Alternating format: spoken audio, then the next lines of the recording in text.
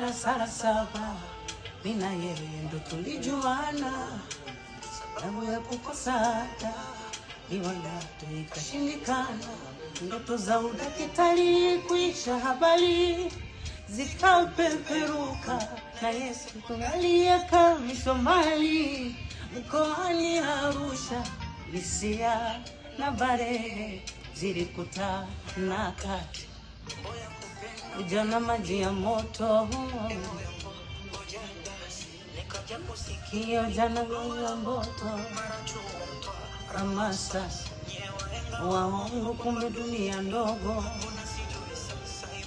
Wapi bado namtafuta mchumba wangu wa darasa la saba.